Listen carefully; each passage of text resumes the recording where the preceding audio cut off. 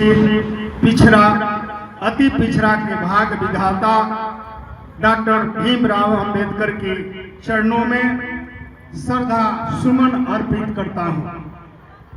साथ ही साथ इस जयंती समारोह में उपस्थित हमारे गार्जियन हीरालाल मांझी जी, यहाँ उपस्थित त्रिभुवन राम जी, यहाँ उपस्थित पूर्व विधायक मानी चंद राय जी, उपस्थित हमारे भगवानपुर महाविद्यालय के प्राचार्य रविंद्र राय जी, राजेश राय जी, मैं सभी लोगों को हार्दिक अभिनंदन चंदन वंदन करता हूं।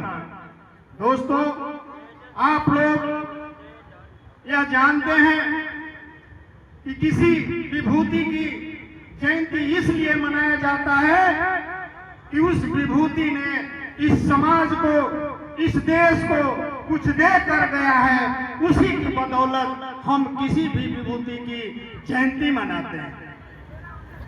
बाबा साहब एक साधारण पुरुष नहीं, वह मानव महामानव के रूप में ये देश नहीं विदेशों में जाने जाते हैं। आप जानते हैं कि यह देश 15 अगस्त 1947 को आजाद हुआ। देश तो आजाद हुआ, लेकिन आजादी के बाद इस देश को संचालन करने के लिए, इस देश को चलाने के लिए, इस देश की एक कानून की किताब बनाने के लिए कोई जगह नहीं था, कोई किताब नहीं था। बाबा साहब 9 भाषा, 32 भाषा और 9 डिग्रियां प्राप्त किए थे। ये भारत के इतिहास में है। इतना बड़ा विद्वान, जब यह देश आजाद हुआ तो इतना बड़ा विद्वान कोई नहीं था। अगर कोई विद्वान था, उसका नाम था डॉक्टर भीमराव अंबेडकर। सारे लोग को दिमाग में चल रहा था कि देश आजाद होने के बाद ये कानून कैसे बनेगा, ये देश कैसे चलेगा, ये राज्य कैसा चलेगा, ये जिला कैसे चलेगा, ये हमारे ब्लॉक और पंचायत कैसे चलेंगे। बाबा साहब ने संविधान का निर्माण किया।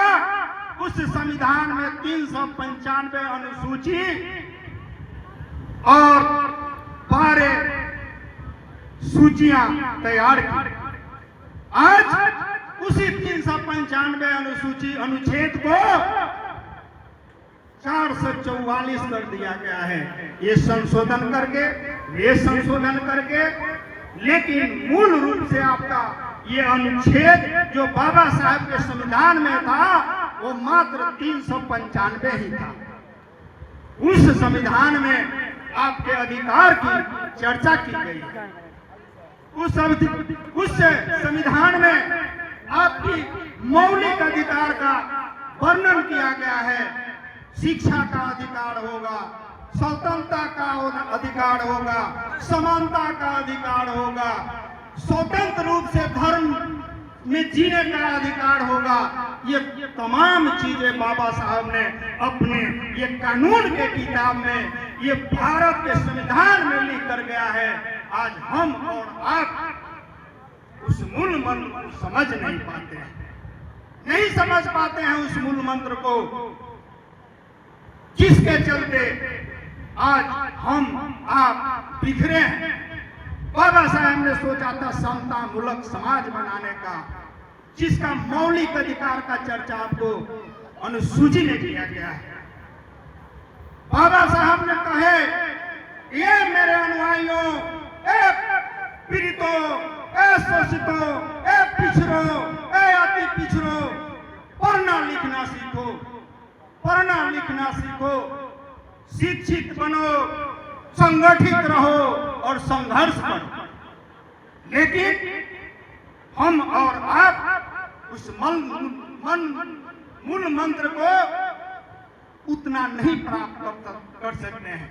यहाँ अभी अभी कुछ वक्ताओं द्वारा चर्चा किया गया, आरक्षण की चर्चा किया गया, आरक्षण का चर्चा किया गया। उस आरक्षण में कुछ लोग समझते हैं कि केवल अनुसूचित जाति के लोगों का ही आरक्षण होता है। लेकिन मैं बताना चाहता हूं कि ये भारत के संविधान में 15% आरक्षण अनुसूचित जाति का, 7.5% अनुसूचित जनजाति का और 27% आरक्षण पिछड़ा और अति पिछड़ा को बाबा साहब ने देकर गया। मुझे आश्चर्य होता है कि क्यों अनुसूचित जाति के ही लोग बाबा साहब के गुणगान, उनके चरित्र की चर्चा करते हैं, क्यों नहीं पिछड़े और अति पिछड़े के लोग उनका चर्चा करना चाहते हैं। आज एक सभा रखा गया, कम समय में सभा रख दिया गया, समय नहीं मिला, लेकिन इस कम समय में ही मूल रूप से ये सारे लोग पिछड़े अति पिछड़े के लोग चढ़ बढ़कर अपना भाग नहीं लिए। मुझे खेद है इस बात।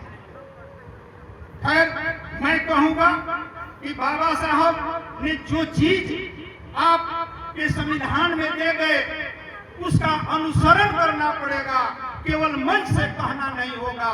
ये सभी लोगों को एकजुट होकर बाबा साहब की जो मूल मंत्र है, जो उनके अनुच्छेद में जो अधिकार दिया गया है, सभी को अधिकार लेना होगा और उसका वर्णन करना होगा। मैं कुछ ही दिन पहले डुमरसन बाजार पर बाबा साहब का भव्य आवरण लगाकर वहां जयंतियां मनाई जा रही थी। लगभग 1 लाख लोग वहां उपस्थित थे। मुझे लगा यह देखकर कि बाबा साहब की तरवा चल चुकी है। बाबा साहब का सपना था कि मेरे लोग जागरूक हो, मेरे लोग आगे बढ़े, अपने अधिकार को समझें। यह चीज लगा डुमरसन में। मुझे लगा कि बाबा साहब का सपना साकार होने वाला है और उनकी कारवा चल दिया है और उस कारवा को कोई रोकने वाला नहीं है। मैं यह कहूंगा कि सरफरोशी की तमन्ना अब हमारे दिल में है, देखना है बाजुओं में दम किसको कितना है। बंधुओं, मुझे कहना है कि आज ये समाज के लोग जो बाबा साहब अधिकार दिए, वे सभी को लेकर अपना एक साथ अगर एकत्रित हो जाए तो राजनीति की बात हो रही थी। क्या यहाँ राजनीति रोक सकता है? क्या कहीं वंचित हो सकता है? क्या मैं बहुत से वक्ताओं को बहुत से बातें रखना है, समय ज्यादा हो चुका है। मैं यह कहूंगा अपने समाज के लोगों को कि आप जब तक पढ़ेंगे नहीं तब तक बढ़ेंगे नहीं। आप बाबा साहब का जो मूल मंत्र है, शिक्षित बनो, संगठित रहो और संघर्ष करो, यह नारा को अपनाना होगा। इस मूल मंत्र को अपनाना होगा। बाबा साहब के केवल जयंती मनाने से नहीं, उनकी चित्र की बंधन केवल चित्र की मालार्पण से नहीं, उनकी किए हुए चरित्र को भी देखना होगा और उनके चरित्र को भी अनुसरण करना होगा, तभी ये समाज आगे जा सकता है। मुझ पर कुछ प्रश्न रखा गया था कि आप प्रखंड प्रमुख हैं भगवानपुर का, आप चाहते तो यहाँ मूर्ति का आवरण हो सकता था, लेकिन मैं यह कह देना चाहता हूं कि बसंतपुर प्रखंड में माननीय पूर्व अध्यक्ष अद बिहारी चौधरी द्वारा शिलान्यास किया गया, जहां मैं भी उपस्थित था और मेरे भाई रविंद्र राय जी भी वहां उपस्थित थे। आवरण तो कर दिया गया, मूर्ति भी खरीद कर रख दिया गया, लेकिन आज तक वहां वह मूर्ति का निर्माण नहीं हुआ। आखिर क्यों? मैं जानता हूं, आप भी जानते हैं कि राजनीति की समस्या, प्रशासनिक समस्या, कितनी समस्याएं उत्पन्न हो रही है। जहां विधानसभा अध्यक्ष की नहीं चली तो मेरा यही में लग जाओ। तो मैं यह कहूंगा कि मेरा हृदय है, अगर आप उसका अनुपालन करना चाहते हैं, आप यह हमसे कहवाना चाहते हैं, तो मूर्ति का जो भी खर्च लगेगा मैं मूर्ति का खर्च देने के लिए तैयार हूं। आप सभी लोग मिलजुल कर इस पर अनुसरण कीजिए और हमसे जहां लिखवाना है, हमसे जो मांग कराना है, हमसे कराइए। हम आपके साथ हैं। इन्हीं के शब्दों के साथ मैं अपनी वाणी का विराम देता हूं। जय भीम, जय हिंद, जय भारत।